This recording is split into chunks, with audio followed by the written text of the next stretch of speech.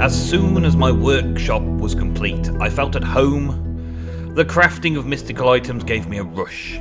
I started simple, creating a few basic tools that would help me greatly, only wishing that I had done this sooner, as some of the Druid's items would have saved me so much time. The ability to craft and create with ease is not enough, however. I have the desire now. Like my novice years, I'll be planning out ways to generate enough mana to create the most amazing of the Britannia magical items. It feels like the hunger for power is back. The sight of the war I left has put fire in this old man's heart. Now then, welcome back to another episode of A Druid's Tale. I've been working on this little building site, sorting out some mana production and crafting and bits and pieces. I've fancied up the outside a little bit as well. But I've finished off this wing of the crafting area. So let's just take a look at it from a little distance away. I have to ignore those blocks there. But we've got one wing of what will be another wing that side and a taller structure in the middle probably as a crafting area for magic crafting. So I'm going to have blood magic and Thorncraft in there as well. But for right now, we've just got the Britannia on the cliff face overlooking the Chocobo Island. And it kind of looks good. I'm liking the shape of it, the size of it. It seems to be fitting, and I think it's easily duplicatable on the other side. I don't think the blood magic is going to take up too much more room. I think in this sort of space, I should be able to get a decent amount of blood magic crafting sorted out. But we're not dealing with blood magic today. We're not dealing with Thorncraft today. This is probably where my Thorncraft infusion altar will go. We're dealing with what's inside the Britannia place. You can kind of get around it. But I've been around to do all of the leaf blocks and things like that to make it look cool from the outside. And I've checked it from down there and it looks good. You'll probably see it from different angles at different times. But this is kind of the crossover point here. This little section here is part of the wing structure. There's another one there with a stairwell in it. But let's just get on with inside. What have I done? So, previous episodes we sorted out refilling this petal apothecary with water, and last episode we got the oak drawers to sort out all 16 colours of petal, and the seeds, and the charcoal to make it all run. And every single one of these is a sorting chest, so anytime I dump stuff in a sorting chest, it goes back to where it was supposed to be, so I can dump inventory at the end of a session of crafting and put everything back where it's supposed to go. As you can see, over this side we've got the living rock and the living wood. I've also set up a load of grass and a bit of redstone to make the redstone root, which is a common component part for Britannia crafting. And we've got the mana steel, mana pearls, mana diamonds, and also this mana glass stuff, which we will make something out of a bit later on. That's a new one on me, mana glass. It does actually look quite nice. I wouldn't have a look at it against the wall, but I'm still using panes because that still looks the best. The best in my opinion for the build, anyway. But the mana glass is a very nice clear glass block. Very nice clear block. And you can break it with your hand and pick it back up again. Just very nice. I like that. We'll use that a bit later on though, because I'm going to do some crafting today. See, just sorted itself straight back into there. Yep. This has got the mana being fed in from down below, from the nightshade. So at night time, you hear constant blasts of mana being pumped into that. And on the top, you can just about tell that I've got some grass blocks, and I've got the day blooms that I had out here. Some day blooms up there on the roof with a mana spreader beaming down. So during daylight, I get mana burst from the above, and at night time, I get mana burst from below, keeping this filled up passively. Well, I've used a fair bit today making some stuff, but it fills up fairly quickly. It was almost full when I came back to it. With all my ingredients and bits and pieces for this part of the wall. Over this side, runes, because of the runic crafting from the runic altar. It takes some mana steel ingots and fishing rods, sugarcane, and bone meal to make a water rune. It takes coal blocks, mushrooms, and stone blocks to make earth runes. It takes string and feathers and carpet to make air runes, and it takes gunpowder, nether wart, and nether brick to make fire runes. So I've got that set up there. I've only particularly got a few of each at the minute because I made these seasonal ones as well. The seasonal runes take various other things that you can see here. We've got the oak saplings and wheat make the spring runes. Sand, slimes, and melons make the summer. It also requires a couple of these elemental runes as well to go with them. Oh, there's a blood burst. Oak leaves and spider eyes make the autumn rune. And cake, which I decided to make a batch of cakes because I wasn't planning on making one at a time when I needed them, so I've made 6 there. 7 if you include the one that I used to make that rune. Snow and wool make the winter. So overall I've got the full section of the material components in this area, and then the more advanced runes use these seasonal runes and these elemental runes and some mana steel, mana pearls and mana diamond stuff on the runic altar to make those special runes, which I don't really need a stock of. I don't really need a stock of the special runes. I'll just make those one at a time when I need them. But it is pretty simple how it all works out. It's under the basics runic altar. So you make the runic altar.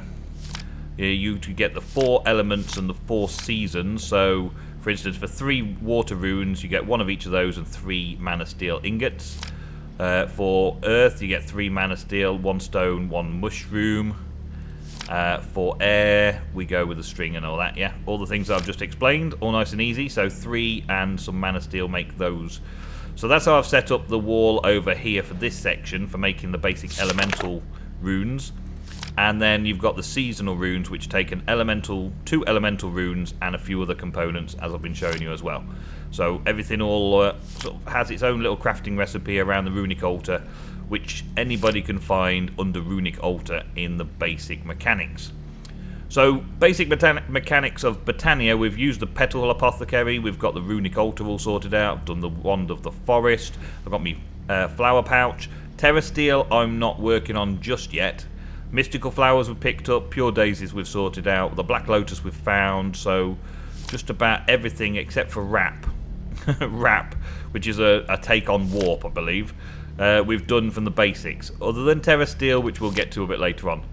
Mana manipulation wise, mana pools, mana spreadals we've dealt with. Sparks I haven't dealt with yet because I've got no use for them in this particular build. Mana detector distributors, flux fields, lenses and all those kind of things I don't really need at the moment, but they will come into things later on. And generating flora currently using day blooms. Begonia I'll use when I've got a bee farm because their excess drones go into making mana. Ender flame, I set this one up here. One of the endo flames, I'll put the rest of the ender flames in there out the way. But one of the ender flames here has this open crate, which is a Botania item, which basically just drops items down from inside it. So anytime an item gets put inside it, it drops it straight down onto the floor, which is useful in many aspects, better than a dropper which needs a redstone signal.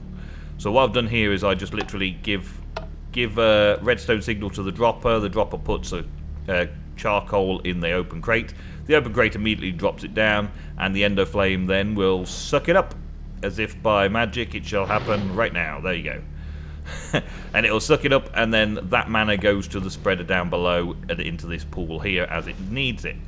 And then this spreader will take mana from there and use it up in the runic altar as we need it there as well. Well, that's staying nice and full there because I'm not using that at the moment. Okay, so that's the basic setup. I'm quite pleased with all of the basic mechanics set up. I'm quite pleased with the build as well. I like the look of the build. The build is in keeping with the house over there. I like that. I haven't come up with a way or place for this yet. Could probably do with some automatic production of this. throw a load of wood in and it automatically produces the goodies for me. Same with the rock, throw a load of stone in and it automatically produces the goodies for me. But for now, while I need it, I've just got a little patch of ground out here that I'll just use whenever I need some for crafting purposes, and chop it down when I need it. Is it getting night time? Let's have a quick sleep, keep the night off. Plus I haven't slept for a while, so my sleep meter up in the top left hand corner is telling me that I haven't slept for a while, and if you don't sleep for long enough you end up getting drowsy. So there you go, I've topped up my sleep, had 2 days sleep, 2 days off doing anything in all but an instant. There we go. Okay, so what things do I want to make on this fine day? Well, generating functioning, we don't really need the functioning flora just yet. Natural apparatus, there's a few bits and pieces that are quite cool in this, and I will use things like a Drum of the Wild and enchanting with mana a bit later on. The enchanting with mana is pretty cool, but I haven't got any use for it at the minute. Open crate, I've just shown you what they do, that's pretty awesome. The alchemizing with mana as well. Alchemistry with mana is a pretty cool thing, and it does a lot of really good stuff.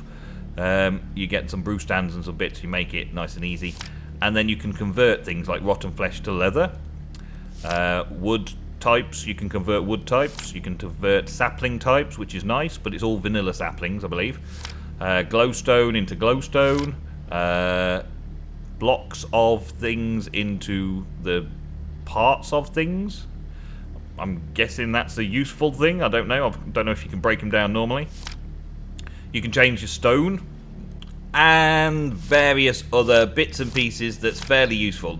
I think the most useful one was turning poisonous potatoes into potatoes. It's very good on a skyblock map. I found it very useful when I was playing Agrarian Skies too, because of all this changing things around. Depending on what you've got an abundance of, you can swap things around using your mana to change it up, which is very useful indeed. So, anyway, dirt for dirt. Oh, coarse dirt. You can change dirt into coarse dirt, which is pretty cool as well. Grass doesn't grow on coarse dirt, of course, so that's pretty good. But, I'm talking about more personal mystic items that I want to go for. I've already got a living wood bow. The assembly halo is something that people have been telling me about. Carrying a crafting table around generally can be troublesome. The assembly halo acts not only as a portable crafting table, but has a quick crafting method. Having an item in hand displays a halo of recipes around the holder. First off, right-clicking on the crafting table will open up the crafting interface. As long as the item is present in the inventory, the last crafting recipe done will be stored. Right-clicking with an empty slot on the halo right-clicking an empty slot on the halo will set the last recipe on it. Right-clicking a slot with a recipe, blah blah blah. I don't know how it all works yet, so we're going to make one and see what we can do. It looks like it's just a standard crafting recipe. 3 ingots, a mana pearl, and a crafting table. Well, we can do that. We can do that super quick and super easy. So I'm going to play around with that, because I've not done that before. And so, we shall do it today, together, and see how we are. 2, 3, and see how it works and see how it looks like. Everyone's been talking about it for a while. In the comments, I've been told a few times to make this assembly halo. Wow. Wow, look at this. Awesome. So it's not there when... Oh, that's cool. Yeah, I've seen it in kind of... I've seen it, but still. Look at that. That's cool, isn't it? And then you right-click on the crafting table and you get a crafting table. Awesome. You right-click on an empty slot and you get the last recipe. That's pretty cool. Let me just check this thing. Here we go. So if I take some oak wood and I go with the crafting here, I like the way it follows you around as well. That's pretty cool. I don't seem to get a hell of a lot of FPS drop either, which is nice to know. Crafting table. If I put that into there and then take the wood out, yeah, and then right-click on that, that'll keep that wooden plank recipe. So then, can I just go right-click on that and it will happen? Yeah, look. So every time I right-click on that now, it'll just auto-craft it for me, which is awesome as a builder's tool, isn't it? Because then I can go, I need sticks for making things and add that in there. I could then use that and go, give me some more sticks and do fences. and then put fences in there, and then just get some more fences when I needed them. So I can get some more sticks, get some more fences. Let's get some more of those and those, until I've got enough of what I need to then just go and start building. Or I could just craft them myself, but that's the easy stage, isn't it? I just go tag, tag, tag, tag, tag, and get a load more of those wooden planks, get a load more sticks, get a load more fences. And yeah, then I'm ready to start building some area around the farm. I'm really impressed with that. I really like that. That's pretty cool. Let's have another quick read about it to see what else I missed when I was quickly read past it. Right-clicking an empty slot of the halo will set the last recipe on it. Right-clicking the slot with a recipe will try to do it using items from the inventory. Removing a recipe can be done by shift left-clicking. Okay. Well, nice and simple, nice and easy. A pretty good little tool. I like that little tool. I like that little tool a lot. If I take it off my inventory hotbar and then put it back in again, do I get the same recipes again? Yes, I do. And that's pretty cool. I like that. If I move it around a bit, yeah, still all there. That's pretty cool. Yeah, I'm impressed with that. Okay, so there's crafting. Nice and easy. That's pretty good. That was the assembly halo. And yeah, I'm pleased I've tried that. That's a new thing for me. I've not used that before in a Druid's Tale, playing around with Britannia. But the other things that I need to work on is these rods. I actually wanted a Rod of the Lands. A Rod of the Lands is a rather simpleton tool. By utilising mana from the user's inventory via a mana tablet or others, it can materialise and place a dirt block down. Now, placing a dirt block down is pretty useful. I've been collecting dirt, obviously, so I've got lots of terraforming done around the place, and I've got chestfuls of dirt, but going and then taking a chest load of dirt in my inventory and going to find places and filling in streams and filling in holes underground and all that kind of stuff, just having a dirty stick, as Lewis used to call it, will make a big difference to my life. So let's get 3 of those. I think that works. And can I just craft it like this? Yes. So stick. There we go. And we wanted an earth rune, so I think I'm going to make another batch, because if I take that last one, then I'm stuck without it. So let's get another little batch of those going.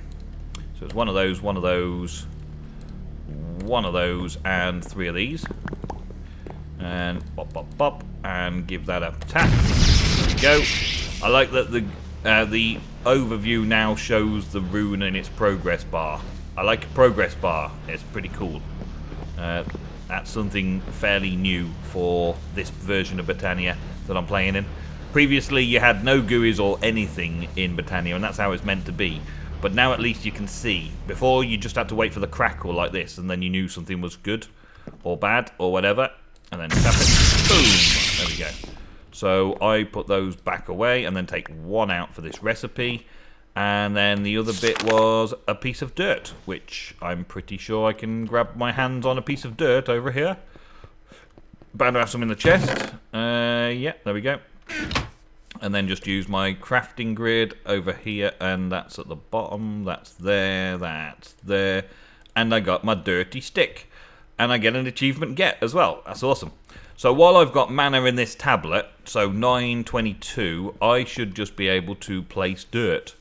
So when I'm out and about like this, and these little sections are just annoying, I like to just go and fill them in with dirt. But I don't need to carry an inventory of dirt anymore. I just have to keep topping up my mana tablet, which is very good. I like that. And that used up a bit of mana. 3 mana to make all that. 1, 2, 3. I used 1 mana for that. It's pretty good. I like that. Okay. And that obviously doesn't cost me any mana. So there'll be times when it'll be appropriate for me to drag my chest load of dirt around. And then there'll be times when I'll just get the dirty stick out and fill in a little section somewhere. Like this. You see? Just to fill in little holes in the ground that I want to clean up and sort out. Perfect. I like. See if I can sleep again. Make it daylight again before it even gets dark. Because somewhere down below me in my caves, I've got a creeper. I can see him on the map. I can see him on the map just there. Somewhere underneath all this, there's a hole in the ground that I'm yet to uncover and fill in. And I've got those mobs spawning. Yeah, there's a few there.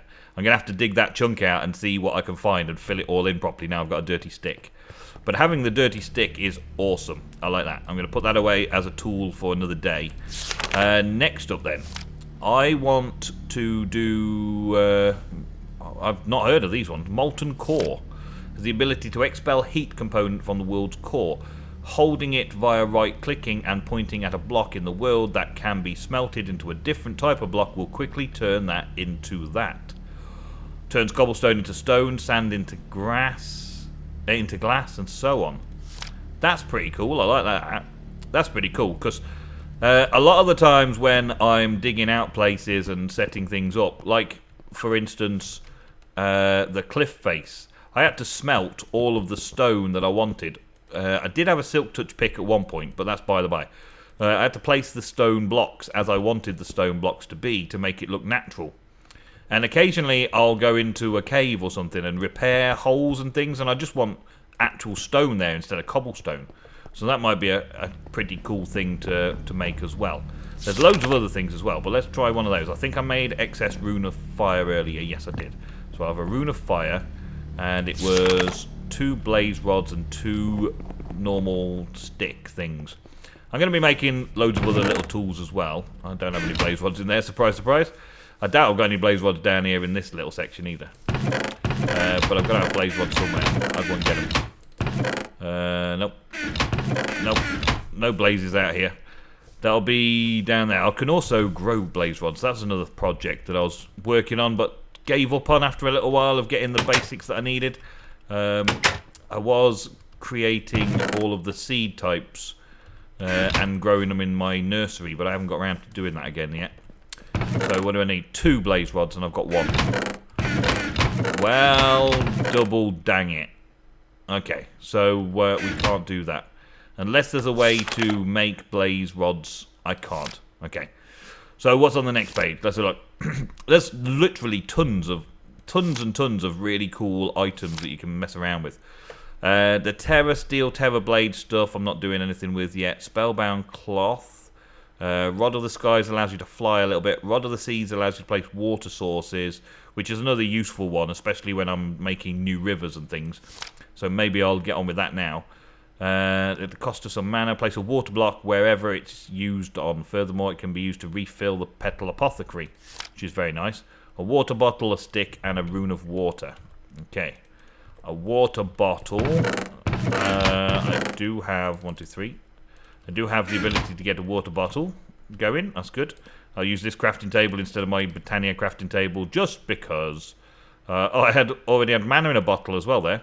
I'll take that away with me. And I already had glass bottles here. So let's get...